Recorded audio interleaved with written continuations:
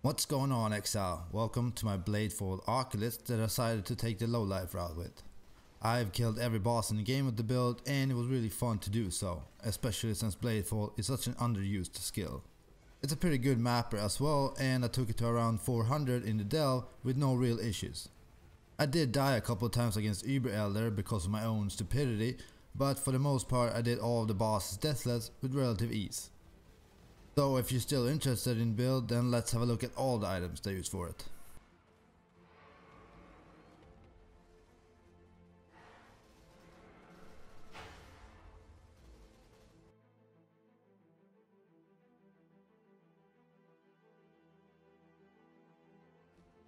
Since I decided to go low life, I went for the Chevron wrapping body armor, and that was to make sure chaos damage couldn't bypass my energy shield. I used 2 void battery ones for the extra power charges and spell damage for every power charge. And you also get quite a bit of extra cast speed and crit chance on top of all that. Then I used the presence of Chayula amulet for the extra energy shield, stun immunity and chaos resistance. Lastly, I used a mark of the Shaper ring and then made sure my other ring was an Elder ring to get the extra spell damage bonus. For rares, these are stats that you're looking for. You want as much energy shield as possible and then enough resistances to max you out on all 3 resistances. You also want to get some extra strength and dexterity to make sure you can use all the required skill gems, especially dexterity for the Bladefall gem itself. Then you want to make sure your rare Elder ring curses enemies with Warlord's Mark on hit for the life and mana leech especially.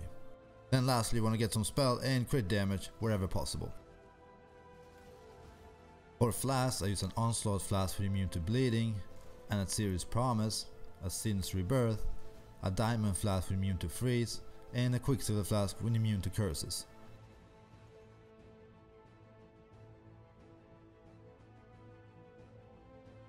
In my main gem setup I have Bladefall, and with Bladefall I have Power Charge on crit, Concentrated Effect, Faster Casting, Spell Echo and Control Destruction.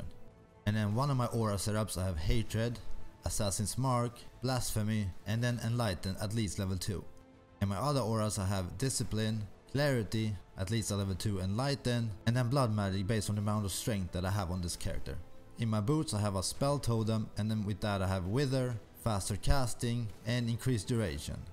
And in one of my weapons I have Flame Dash, Faster Casting and Arcane Surge level 7.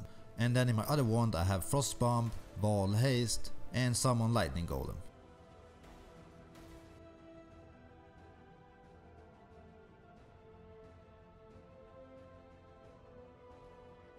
For skills, these are the progressions that I went with.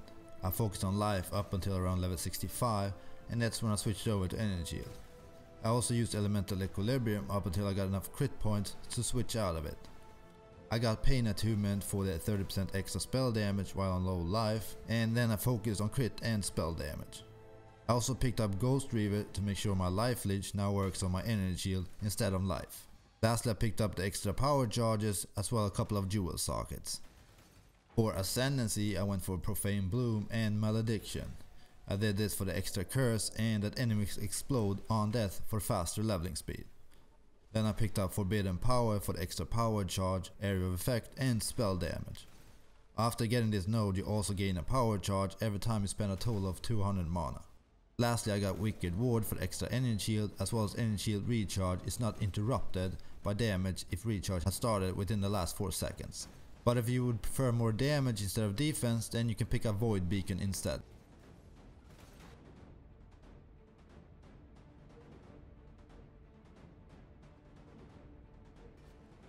For Pantheon I went for Soul of Lunaris as Major Guard for physical damage reduction as well as some increased movement speed. You also get a chance to avoid projectiles and to dodge attacks and spells. For Minor Guard I went for Soul of Gruthkul for even more physical damage reduction, as well as whenever an enemy hit me they get reduced attack speed. For Bandits either help Alira or kill them all.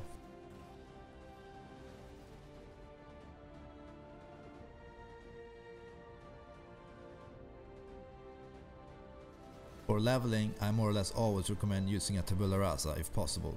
I leveled with Magma Orb from level 1 and used that until level 28, and that's when I switched over to Bladefall. I made sure to use a Ring of Submission with a Warlord's Mark skill gem in it for the life and mana leech primarily.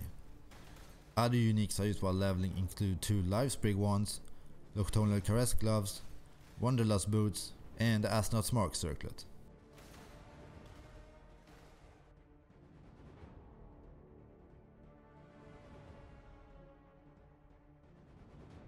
The main positives of this well-rounded build is the capacity of both killing all the bosses in the game as well as clearing maps at a decent speed. It's also very suitable for going beyond 300 in the delve, so in other words leveling is quite a breeze. The main negatives of the build is not being able to run reflect mods, and you also find no leech mods very annoying. Overall a surprisingly fun and powerful build that I really enjoyed playing, so maybe you want to try the build out. Maybe not, but either way, I hope I'll see you in that next video. Goodbye, Exile.